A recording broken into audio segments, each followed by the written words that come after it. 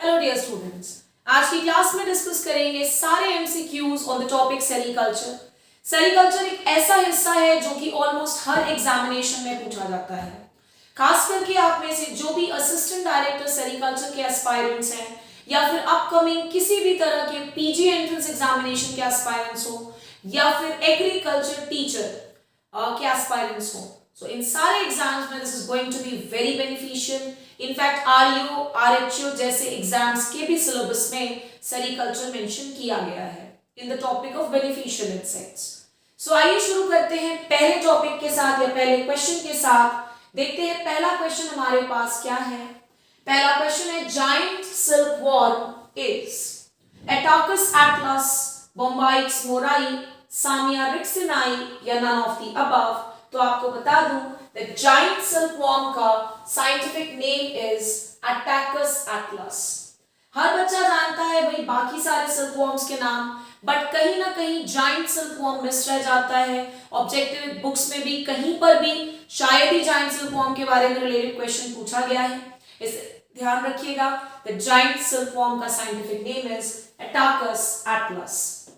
आई hope आप सभी को ये पर्टिकुलर क्वेश्चन क्लियर हो गया होगा। आइए इसके बाद हम आ जाते हैं नेक्स्ट इंपॉर्टेंट क्वेश्चन पर। बहुत ही अच्छा क्वेश्चन और बहुत नया होगा आई होप आप सभी के लिए। क्वेश्चन में पूछा जा रहा है, the process of sorting of cocoon is known as. Sorting मतलब छटनी, अलग अलग कर देना। Process of sorting of cocoon is known as. पहला ऑप्शन है स्टिफिंग, दूसरा ऑप्शन है रिडलिंग, तीसरा ऑप्शन है एरोइंग और last option is all of the above. So ये पॉइंट काफी इंपॉर्टेंट है, ध्यान रखिएगा दैट कोकून्स के सॉर्टिंग को हम क्या कहते हैं, it is known as riddling, यानी कि ऑप्शन नंबर बी हो जाएगा करेक्ट आंसर। नेक्स्ट हम आ जाते हैं तीसरे नंबर के क्वेश्चन पे। Another very important and very new question. I hope आप सभी को ये क्वेश्चन काफी नया लगेगा बिकॉज जनरली इस चीज के बारे में कहीं पर भी except for few authentic books mention नहीं है। क्वेश्चन में पूछा जा रहा है, टुकरा disease in mulberry is caused by pink mealybug, green mealybug, green peach aphid या नन ऑफ द अबव। तो आपको बता दूं कि जो टुकरा डिजीज है मलबेरी में, मलबेरी इसीलिए इंपॉर्टेंट है बिकॉज सिल्कवॉर्म्स की रियरिंग की जाती है मलबेरी प्लांट पर, और मलबेरी का जो टुकरा डिजीज है बच्चों मैं आपको बता दूं it is caused by option number A यानी कि पिंक मीली बग। नेक्स्ट आ जाते हैं फोर्थ नंबर के क्वेश्चन पर। आइए देखते हैं बहुत important question. Indian uzi fly is an insect of. Indian uzi fly is an insect of silkworm, honey bees, lac insect या नन ऑफ द अबव। तो आपको बता दूं कि Indian uzi fly is basically an insect of silkworm. जैसा कि मैंने आपको क्लास की शुरुआत में ही बताया था कि आज के सारे क्वेश्चंस सिल्कवॉर्म्स और सेरीकल्चर पर होने वाले हैं। So Indian oozy fly is an important insect of silkworm. I hope आप सभी को याद रहेगा। Next coming to fifth number का क्वेश्चन, आइए देखते हैं इसमें क्या पूछा जा रहा है। बहुत ही अच्छा क्वेश्चन, और आप में से हर वो स्टूडेंट जो नेट एंटोमोलॉजी का एस्पायरेंट है आपके लिए भी this question is very important, so mark कर लेंगे इसे। क्वेश्चन में क्या पूछा जा रहा है, that which disease is transovarial in silkworm. अब ये बड़ा नया सा शब्द है, ट्रांस ओवेरियल क्या होता है। आई होप आपके लिए एक इंफॉर्मेशन काफी नया और इंफॉर्मेटिव होगा।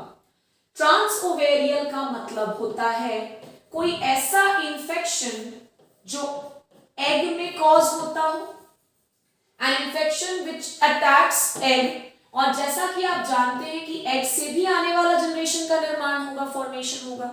तो अगर एग में ही इन्फेक्शन है तो एग के माध्यम से आने वाले जनरेशन में भी पास ऑन हो जाएगा वो इन्फेक्शन या डिजीज, और इसी पर्टिकुलर तरह के इन्फेक्शन को हम कहते हैं transovarial infection. Very new question and very important.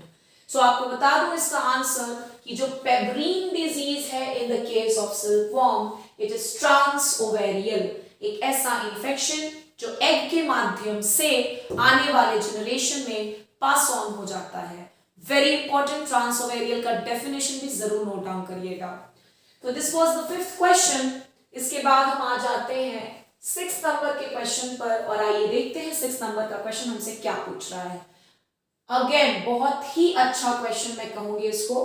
Question पूछ रहा है thota roga is a disease in silkworm, it is also known as. Thota roga silkworm में होने वाली बीमारी है, इस बीमारी को और किस नाम से जाना जाता है? बहुत अच्छा क्वेश्चन, प्लीज मार्क करेंगे, प्लीज नोट डाउन करेंगे। Is it known as grasserie, flacherie, pebrine या नॉन ऑफ द अबव? तो आपको मैं बता दूं that thota roga is the other name of flacherie, यानी कि option number B. I hope आप सभी को ये वीडियो सेशन काफी इंफॉर्मेटिव लगा हो। हमसे जुड़े रहिए। Till then, thank you so much.